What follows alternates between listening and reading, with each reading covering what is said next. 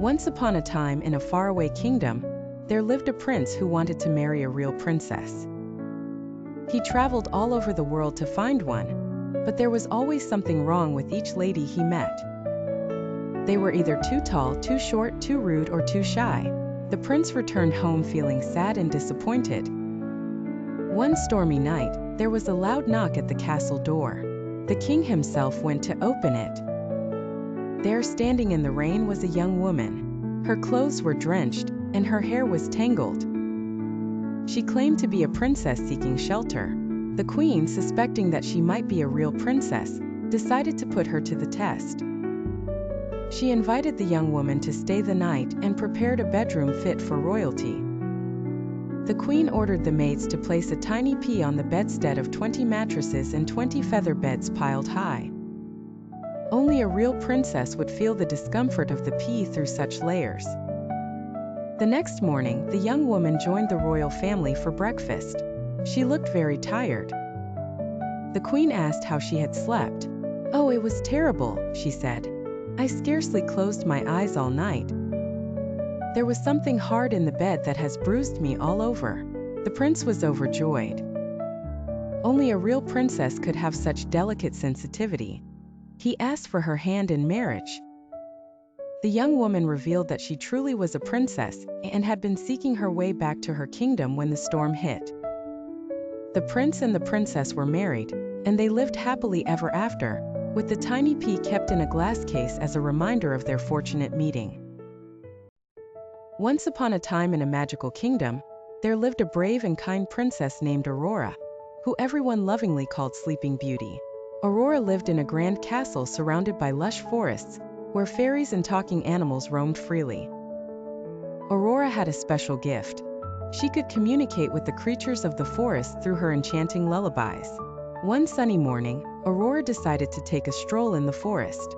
As she sang softly, calling upon her animal friends, she stumbled upon a hidden glade. To her surprise, four other princesses were already there, chatting and giggling. There was Princess Lila, the fairy princess with wings that shimmered with every color of the rainbow. Then there was Princess Annalise, a mermaid princess whose tail sparkled like the ocean under the moonlight. Next was Princess Freya, a warrior princess with golden braids and a sword that gleamed like the sun.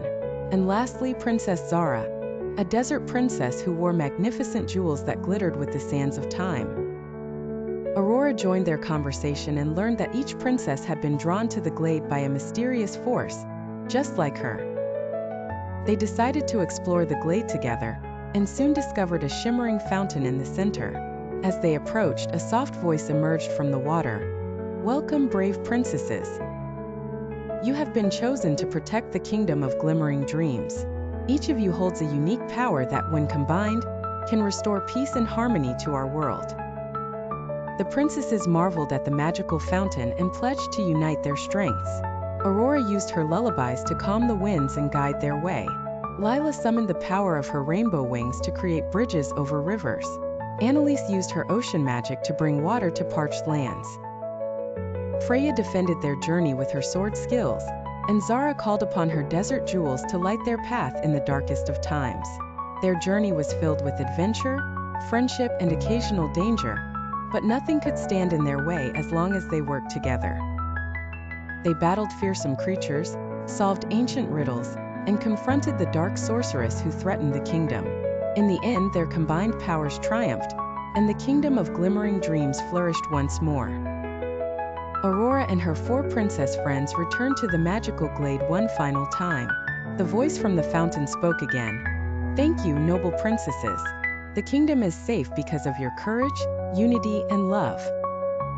With that, the princesses bid each other farewell, each returning to their realms with hearts full of joy, grateful for the friendship and the unforgettable journey they had shared.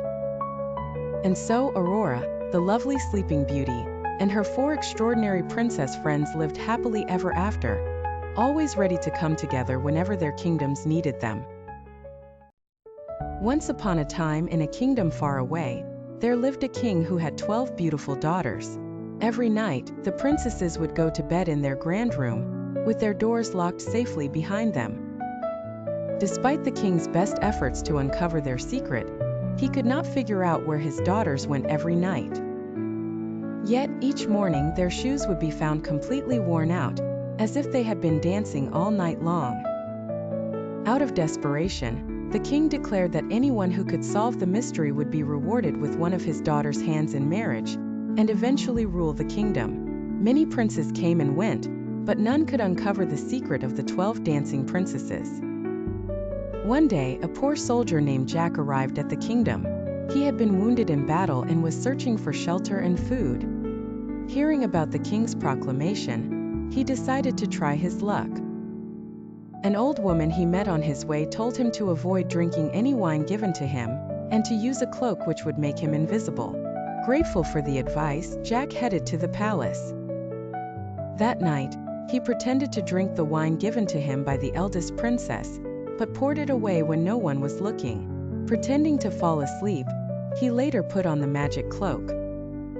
He watched as the princesses dressed up in their finest gowns, tapped a secret passage door on their bed, and descended a staircase that led them to a mysterious underground world.